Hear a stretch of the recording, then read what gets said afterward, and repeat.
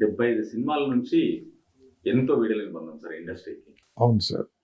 Sir మీరు కోడి రామకృష్ణ గారు చిన్నప్పటి నుంచి ఒక ఫ్రెండ్స్, యా మంచి ఫ్రెండ్స్, ఒకటే రూమ్ లో ఉండే అవును ఒక జీవనాన్ని సాగించారు. యా కానీ మీకే మొట్టమొదటిసారిగా ఇండస్ట్రీకి ఎందుకు వెళ్దామనిపించింది? ఎందుకంటే ఆయన ముందు ఇండస్ట్రీకి వెళ్దామని చెప్పేసి చాలా ట్రై చేస్తున్నప్పుడు అవును కానీ మీరే ముందు వెళ్ళడం జరిగింది. ఏం లేదు, మా నాన్నగారు ఆర్ఎంపీ డాక్టర్ అండి. ఆయన మంచి ఫేమ్ ఉంది అక్కడ. నన్ను డాక్టర్ చేయాలనుకున్నాడు, కానీ మన చేతుల్లో లేని పని కదండి అది. నాకు మెరిట్ మార్క్స్ రాలేదు. ఓకే. దాంతో ఏమైందంటే ఇంకా నేను డిసప్పాయింట్ అయ్యి చదువు డిస్కంటిన్యూ చేశాను. బీఎస్సీ ఫస్ట్ ఇయర్ చేసిన తర్వాత నాన్నగారు ఏంటి ఇలా ఉండిపోయాడు అబ్బాయి అది ఇది అని చెప్పి, నాకు ఫోటోగ్రఫీ అంటే ఇంట్రెస్ట్ ఎక్కువ అప్పట్లో. సో ఫోటోగ్రఫీలో జాయిన్ చేద్దామని మద్రాసు తీసుకొచ్చారు. ఇక్కడికి వచ్చిన తర్వాత కొంతమంది పెద్దలు, నాన్నగారికి తెలుసున్న పెద్దలు అందరూ కలిసి, ఒక పినిశెట్టి శ్రీరామూర్తి గారు, ఒక గురువు గారు దాసనారాయణరావు గారు, కోట సత్యం గారు అని, ఇట్లాగ ప్రముఖులు వంగ అప్పారావు గారు అని, ఇట్లా కొంతమంది ప్రముఖులు ఏం చేశారంటే, వద్దంటే చదువుకున్నాను కదా కుర్రోడు, డైరెక్షన్ డిపార్ట్మెంట్లో పెట్టండి అని చెప్పారండి. పబ్లిసిటీ కేతా గారు, పబ్లిసిటీ కేతా గారు అంటే మీకు తెలియదు, ఆయన బుక్లో చదివాను అంతే. చదివారంతే. ఎన్టీఆర్ సంస్థకే పెర్మనెంట్ అండి అప్పట్లో కేతా గారు. పబ్లిసిటీ డిజైన్ చేయడంలో ఆయన ఎంతో మందిని పైకి తీసుకొచ్చాడు. ఆయన బెస్ట్ ఫ్రెండ్ మా నాన్నగారికి. ఆయన వీళ్ళందరూ కలిసి సజెస్ట్ చేయడం వల్ల డైరెక్షన్ డిపార్ట్మెంట్లోకి వచ్చారండి. అది సార్ మొట్టమొదటిసారిగా మీ గురువు గారు ఎవరు సార్? ఫస్ట్ బివి ప్రసాద్ గారు అండి. ఫస్ట్ పిక్చర్ నేను పనిచేసింది బివి ప్రసాద్ గారు. బివి ప్రసాద్ గారు, మహమ్మద్ బిన్ తుగ్లక్. ఓకే. మా గురువు దాసనారాయణరావు గారు దానికి డైలాగ్ రైటరు. ఓకే. దానికి మరి అక్కడ నుంచి మీ గురువు గారి దగ్గరికి ఎలా రావడం జరిగింది? మీ ప్రయాణం ఎలా జరిగింది సార్ అక్కడికి?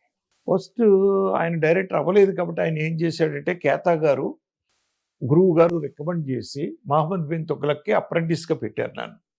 అప్రెంటిస్ అంటే వర్క్ నేర్చుకోవడమే తప్పించి వర్క్ చెప్పరు మనకండి ఓకే. వాళ్ళు. నేను అసలు సినిమా ఫీల్డ్ అంటేనే నాకు పెద్ద ఇది ఉండేది కాదు అప్పట్లో. నాకు అసలు ఏంటో తెలిసేది కాదు అసలు. నేను జీరో కంటే మైనస్ అనే దానికి ఒక ఎగ్జాంపుల్ చెప్తానండి. మహమ్మద్ బిన్ తుగ్లక్కి బండిరెడ్డి నరసింహారావు గారు అసోసియేట్ చనిపోయాడు. నందనరావు గారు బావమరిది, చిత్రపూర్ కాలనీలో చనిపోయాడండి ఆయన. సాగర్ గారు మొన్న చనిపోయిన సాగర్ గారు, ఆయన అసోసియేట్ డైరెక్టరు. వీళ్ళిద్దరు, ఈయన అసిస్టెంట్ డైరెక్టర్ సాగర్ గారు, నేను అప్రెంటిస్. మా నాన్నగారిని విడిచిపెట్టి నేను ఎప్పుడూ ఉండలేదు. నేను మనవాళ్ళు సొంత ఊళ్ళో చదువుకున్నాం, ఉన్నాం. 1 year మాత్రం రాజమండ్రిలో చదువుకున్నాం. రాజమండ్రి నుంచి ఏముంది 2.5 hours జర్నీ మనకి పాలకొల్లు వెళ్ళాలంటే. బట్ మద్రాస్ అనేటప్పటికి ఒక నైట్ జర్నీ. పాలకొల్లు నుంచి మద్రాస్ నైట్ జర్నీ. మద్రాస్ ఎప్పుడు వదిలిపెట్టి ఉండలేదు మా ఫ్యామిలీని. మా నాన్నగారు కూడా మమ్మల్ని వదిలిపెట్టి ఉండలేదు ఎప్పుడూ. అందులో మీది ఉమ్మడి కుటుంబం అనుకుంటాను అప్పుడు. ఉమ్మడి కుటుంబం. దాంతో ఆయన ఏం చేశాడు, ఆయన కొన్ని ఉత్తరాలు నాకు కార్డులు కొనిచ్చేసి రాసేసి రోజుకు ఉత్తరం రాయి, నేను క్షేమం అంతే, ఇంకేమొద్దు అని. సరే వచ్చాను, జాయిన్ అయ్యాను ఇక్కడ. వచ్చిన రోజునే జాయినింగ్ అండి. అంటే ముందు వచ్చాము, పలానా డేట్కి రమ్మన్నారు, వచ్చాము. ఆ రోజు నుంచే షూటింగ్. తెల్లారి 5 గంటలకు తీసుకెళ్తున్నారు. నన్ను పలానా సెంటర్లో నిలబడిపోయేవారు. అప్రెంటిస్ కారు రాదుగా. అవును. షూటింగ్ అయిన తర్వాత అందరితో పాటు ఆ దాంట్లో ఎక్కించి పలానా చోట దింపేసేవారు పాండి బజార్లో.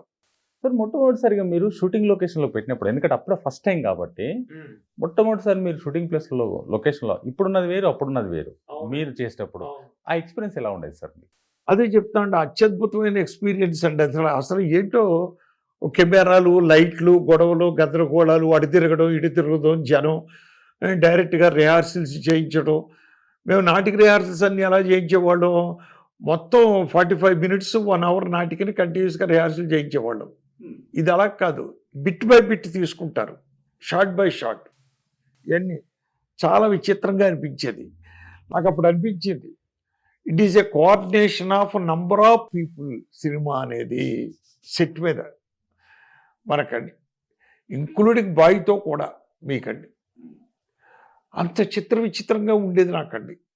ఆ టైంలో 15 రోజులు ఉత్తరం రాయలేదు మా నాన్నగారికి నేను. ఎందుకంటే పొద్దున్న 5ంటికి తీసుకెళ్తున్నారు, నైటు లాస్ట్ ట్రిప్లో నన్ను పంపించేవారు 10ంటికి ఎంతకో అందరితో పాటు, ఆ బాయ్స్ తోటి వాళ్ళతో పాటు 10 నిమిషాల్లో దించేవారు.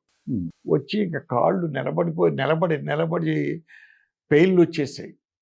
ఏం చేయాలో అర్థం కాదు. మా నాన్నగారు ఉత్తరం మీద ఉత్తరం, ఏమైపోయేవరా ఏంటి అసలు ఉత్తరం లేదు అది ఇది అని.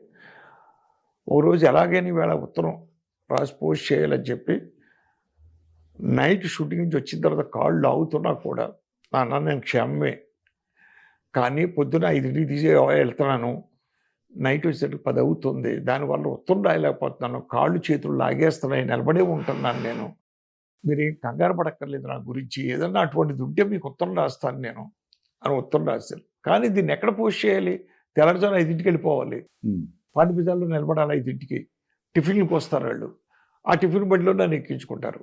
ఎక్కడ పోస్ట్ డబ్బా ఉందో తెలియదు మద్రాసులో నాకు, ఆ ఏరియాలో దన్మని ఆలోచన వచ్చిందండి.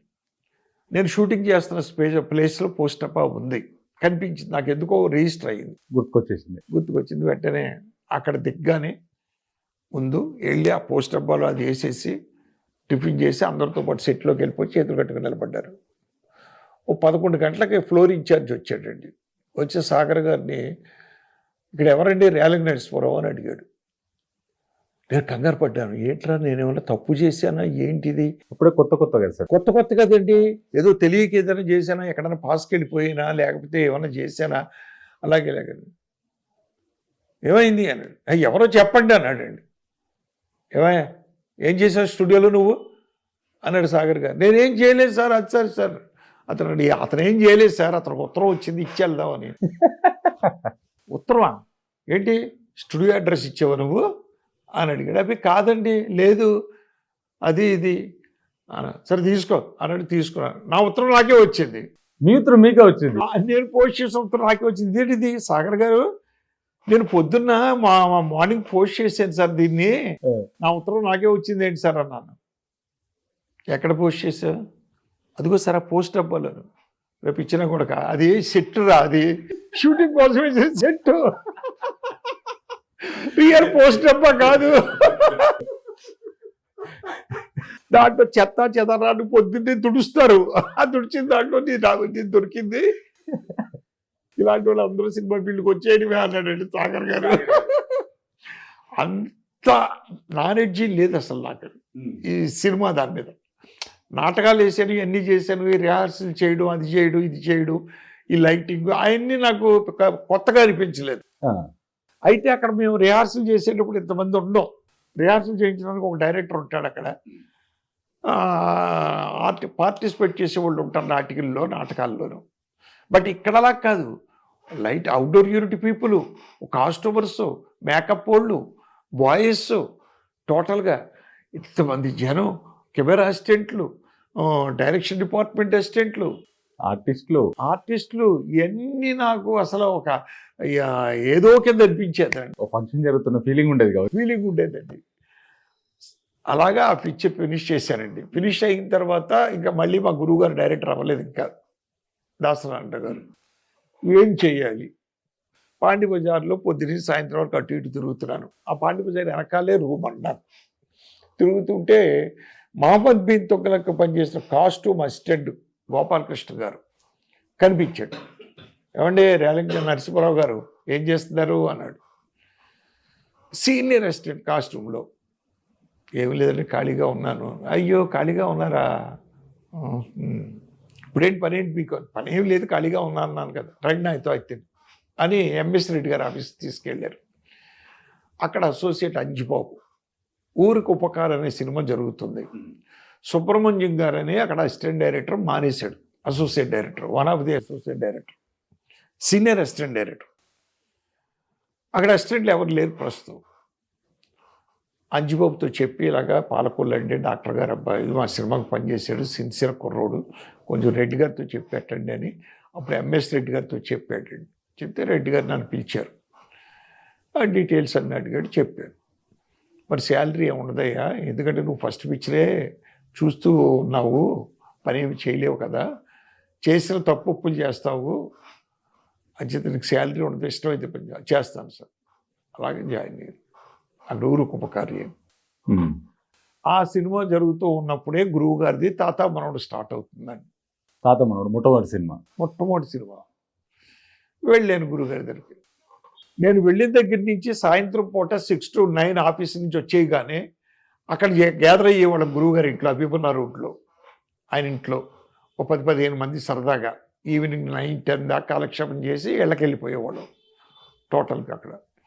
ఆయన ఏదన్నా డైలాగులు రాసినవి మాకు వినిపించేవారు గురువుగారు బయట సినిమాలకి. ఆయన సరే గురుగారిలాగా వచ్చేస్తాను నేను అంటే, ఏ సినిమా చేస్తున్నావు ఇప్పుడు అన్నాడు. ఊరుకు ఉపకార్యం చేస్తున్నావు కదా, ఇంకా అవ్వలేదు కదా, వద్దు, అది అయిన తర్వాత నువ్వు రా, నేను ఇంకా సినిమాలు చేస్తాను, ఈ సినిమా హిట్ అవుద్ది గ్యారెంటీగా, సినిమాలు వస్తాయి, నేను చేస్తాను, ఏ పనైనా మధ్యలో వదిలిపెట్టి రావద్దు, ఉమ్. అది గుర్తుపెట్టుకో ఎప్పుడును అన్నాడు. ఫస్ట్ క్లాస్ పీకింది అది నన్ను మొట్టమొదటిసారి. దాసరి అన్నారు. అలాగే సార్ అని ఇది అయిపోయిన తర్వాత రెండో సినిమా సంసారం సాగరానికి వెళ్ళానండి. సంసారం సాగరం. సంసారం సాగరం ప్రతాప్ వాట్సరాగోలు గారిది అది సార్.